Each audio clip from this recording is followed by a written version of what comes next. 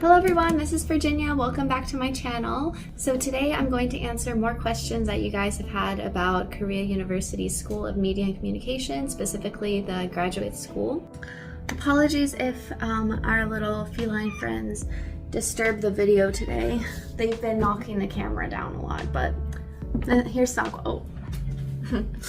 Anyway, so a lot of people have been asking me about what it's like with regards to like English classes in the program. So a lot of people were asking like, can you do the whole program in English theoretically? And so I wanted to make a video about that. So it is not possible to do the program all in English. This is not like, what is it called? Like GSIS, the International Studies one. It's a little bit different. This is like a just standard Korean program for a graduate school. It's just that there are English courses offered, so it's really up to you. Now there are two required courses that you have to take in order to graduate, and one of them is taught in English and one of them is taught in Korean. So I guess you could see it as like it's fair for both the foreign and Korean students because they both have to suffer in a class that's not in their mother language. Anyway, so yeah, other than the one required class, technically you could take the rest of the classes in English, but this really depends on what you're interested in studying. So it really depends on what you want to take and what form of media and communication classes you're interested in, because as you guys know, it's a really diverse field.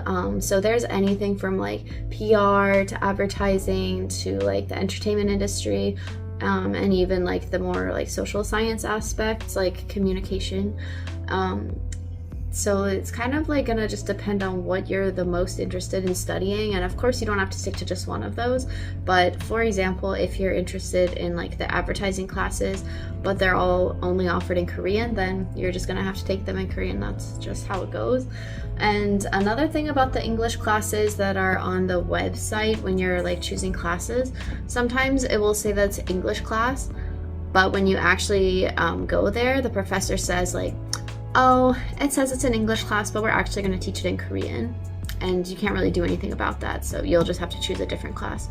So I would recommend that at the start of every semester, you choose like any classes that you're interested in and go test them out during the add drop period. So that first week, make sure you test them all out, and if you really do just want to take the English classes, go and see the class for itself and see if it actually is offered in English or if it's actually a Korean class, because that's very important. You don't want to be stuck with something that you're not comfortable with. But at the same time, I will say that taking classes in Korean is actually really beneficial for you if you want to work in Korea, because if you don't have experience with learning your field in Korean, it might make it harder once you start looking for a job. And even if you get the job and you start working, then it still might be difficult if you don't have experience with like learning about the material in Korean, because most workplaces are going to be using Korean mostly, not really English, unless you're very lucky.